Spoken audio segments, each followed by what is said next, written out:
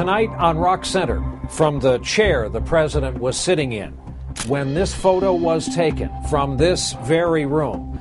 Television cameras are inside the White House Situation Room for the very first time as we look back on the death of Osama bin Laden. We had been preparing for months. We had seen mock-ups of the compound. We had looked at helicopter flight patterns. The president said, "It's a go." And we looked at him. He said, "It's a go." You know, in that situation, you just you do some praying. What were you watching? We were able to monitor in real time what was taking place. The mood was tense. We could see the helicopters. We could see our guys moving. When we saw the helicopter spinning, we said, that's not the plane. We were all holding our breath. And everyone went like, whoa. We thought about there was a failure here. It would have disastrous consequences. When we got the message that they had killed bin Laden, it wasn't over. The only thing that I was thinking about was, I really want to get those guys back home safe. This was the longest 40 minutes of my life.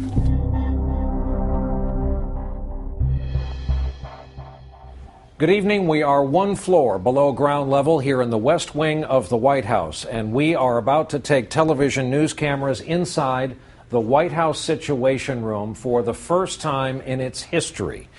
We're here tonight, entering this room, to talk about this photograph taken in this room a year ago and the decisions and the military action that resulted in the death of Osama bin Laden. Good evening. Tonight, I can report to the American people and to the world that the United States has conducted an operation that killed Osama bin Laden, the leader of Al-Qaeda. USA! USA! USA! The news came out of nowhere. No one in this country was expecting it, just as no one inside the bin Laden compound was expecting U.S. Navy SEALs to arrive by helicopter. One image from that night has come to symbolize the mission. The photograph taken at the height of the raid by veteran White House photographer Pete Souza. There it is. There you are. Here I am, sitting right here. That's an intense look on your face, and everyone is intently watching that screen. This is, if I'm not mistaken, Pete, this picture was taken right as the helicopter was having some problems.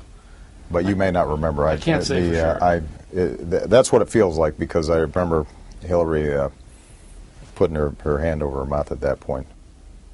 When you look at it, Yeah. what does it conjure up inside you? Well, that's the way I usually look when my husband drags me to an action movie. It was just an extraordinary experience and a great privilege to be part of. When you see it now, what comes back? We were all just really concentrating.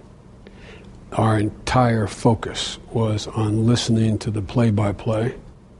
As you can see, the president is sitting right behind me. I remember turning and looking, and it was just this. No emotion. What comes to mind first? Is it a sensation? Is it a memory? It's just tension, more than anything else. It was just tension, and there's no other way to describe it. The picture was actually years in the making. When he was president, Bill Clinton spent 75 cruise missiles trying to kill bin Laden. Then, after 9/11, President George W. Bush vowed to hunt him down. And the people who knock these buildings down will hear all of us soon. And back when he was a candidate, Barack Obama pledged to step up the mission. We will kill bin Laden. We will crush Al-Qaeda. That has to be our biggest national security priority. The focus for this administration was on getting bin Laden. That was a piece of unfinished business that went to the honor as well as the security of our country. Leon Panetta was CIA director back in the summer of 2010 when the first big break materialized. The CIA tracked a man believed to be bin Laden's courier to a walled-off compound in Abbottabad, Pakistan.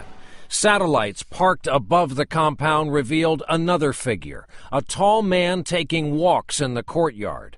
Analysts gave him a nickname, the Pacer, but the imagery was never good enough to know for sure if it was bin Laden. Ultimately, it was a 50-50 proposition as to whether this was actually bin Laden. And still, it was the best intelligence breakthrough since the U.S. came close to bin Laden but lost him in Tora Bora back in 2001. When the intel community began to pick up information and when they began to get a more of a sense that maybe there was something there, at first it was only within the White House. I was brought in January, and then we began these intensive meetings. A series of top-secret meetings started up inside the Situation Room, the sit room as it's known in White House parlance. At one of those meetings last year, Admiral William McRaven, the head of Joint Special Operations Command, outlined a possible raid on the suspected bin Laden compound. I had 100% faith in the Navy SEALs themselves. Bill McRaven, the head of Special Forces, had worked with us for months to think through every possible scenario. He's a guy who inspires a lot of confidence, and he's a no-nonsense guy. I remember the moment in the sit room, someone said, well, this sounds really dangerous that we're going to expose our guys, and what do we know is going to happen? And he said, well, with all due respect, we've done this hundreds of times. The planning picked up speed, and by April 21st of last year, the chairman of the Joint Chiefs of Staff at the time, Admiral Mike Mullen, attended a dress rehearsal with a team of Navy SEALs at a mock compound they'd set up in the Nevada desert. I met that night every single member, the night of the rehearsal, every single member that was on that mission, and I got to look each of them in the eye. They showed me in their execution of rehearsal and also in that steely-eyed glare that they give you that they were ready to go. Did they suspect anything when the chairman of the Joint Chiefs came to watch them practice and drill? I never asked that question. I certainly suspect that they did. When did they learn exactly what their mission was and who their target was? Actually, you'd have to ask Bill McRaven that. But they're not idiots. I mean, they knew certainly how critical this was. They knew who they were and who they were working with.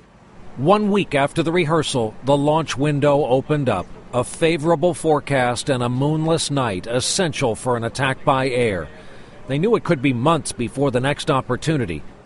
On Thursday, April 28th, the president gathered the small core of planners in the Situation Room to debate the choices one last time. You had a couple options. Do nothing, an air raid with no evidence of after action, no proof of death, or this. You were against this mission as they launched it, correct? Well, as I pointed out early on, there was no consensus. The president got us all down in the Situation Room, and he said, okay, basically roll call. What was your vote? My recommendation was to go forward. And why would you recommend that over others in the group? I felt the risk was manageable. The evidence to me was compelling enough to take the risk. I thought that we could get him in and get him out no matter what happened, whether he was there or not. Secretary of Defense Robert Gates recommended an airstrike with no forces inserted on the ground. CIA Director Panetta supported a raid by special forces. So did Secretary of State Clinton. Vice President Biden wanted to wait on further proof that bin Laden was indeed there. How contentious did it get among members of your team? There was not consensus. It was never contentious because I think everybody understood both the pros and the cons of action. There were doubts that were voiced inside the Situation Room, but they weren't doubts that were going through my own head. People who were advocating action understood that if this did not work, if we proved to be wrong, there would be severe geopolitical consequences, and obviously, most importantly, we might be putting our brave Navy SEALs in danger. At the meeting, the president did not indicate which way he was leaning. As we're walking out, and we walked up together as we walked out of the room, he said, it's time to make a decision. I know it sounds trite. The president's all alone. All alone. The president said he'd have an answer for the team in the morning. He walked back to the residence portion of the White House, had dinner with his family, and then went to his study after they went to bed. How does one spend that night knowing that decision is due in the morning? Well, there is no doubt that you don't sleep as much that evening as you do on a normal night. I stayed up late and I woke up early. By that point, though, I felt as if I had examined every aspect of the operation. We had been preparing for months now. At that point, you have some serenity in knowing that you've made the best possible decision that you can. And, in that situation, you do some praying. In a moment, the president reaches a decision and then is forced to give the appearance of business as usual. The correspondence dinner was a different story. That was a little bit of acting going on there because my mind was elsewhere. Their target, the world's top terrorist, Osama bin Laden. On the night of May 1st, a pair of Black Hawk helicopters, including the one that crashed, unloaded 23 SEALs, a Pakistani-American translator, and a dog named Cairo at bin Laden's secret hideout. That translator turned away curious Pakistanis. He just told them that there's a security operation going on behind these walls. Go back to your homes and Turn your lights off. Turn your lights off. And that was it. So people did that. They had no reason to think that they were talking to an American. According to Schmidl's military sources, the SEALs, each carrying a booklet with photos and descriptions of who they could expect to find inside, first killed bin Laden's courier near the guest house, then entered the Al-Qaeda leader's home. As they began making their way first from the first floor to the second floor, there were metal gates, almost cages, blocking the entrance to going up the stairs. And so I think that they thought at this point, if there are metal gates blocking the entranceways up each stair, then we're on to something. They knew their bigger target was likely upstairs. That's right. The first SEAL turns to the right, and at the end of this short hallway, he sees a tall, rangy individual with a long beard poking his head out the door. And that's bin Laden. Schmidl's sources say bin Laden was standing behind two women, including his youngest wife, Amal, who was hysterical. The SEALs feared the women were wearing suicide vests. First SEAL through the door, stepped forward, wrapped them both in a bear hug, turned them and sort of pushed them off to the side. He was willing to sacrifice his life if they detonated those vests. Yeah, exactly. As he moved the women out of the side, the second SEAL lifted his M4 rifle and first shot bin Laden once in the chest. Bin Laden began falling back. He shot him once in the head, and that was it.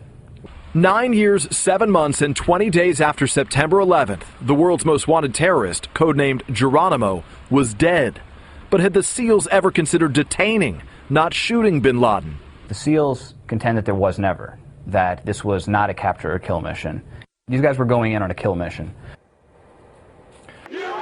Celebrations erupt throughout the country, and everyone is eager to hear the details about the mission. But unknown to the public at the time, the last parts of the mission are still taking place. The SEALs transport bin Laden to the USS Carl Vinson in the North Arabian Sea.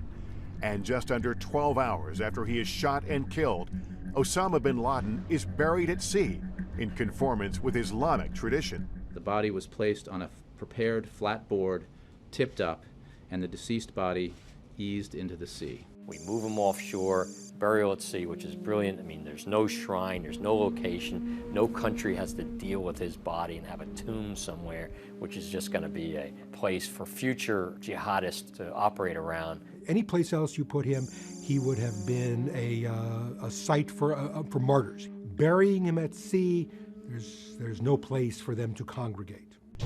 The success of the mission goes beyond killing bin Laden. The raid yields what is being called a treasure trove of intelligence, including 10 hard drives, 5 computers, and more than 100 storage devices, discs, DVDs, and thumb drives. U.S. officials say they obtained very valuable information. This may be the most important intelligence haul that's been confiscated since the September 11th attacks. And I think really the most important bit of information that we can glean from this intelligence is perhaps the location of Ayman al-Zawahiri, the number 2 in Al-Qaeda.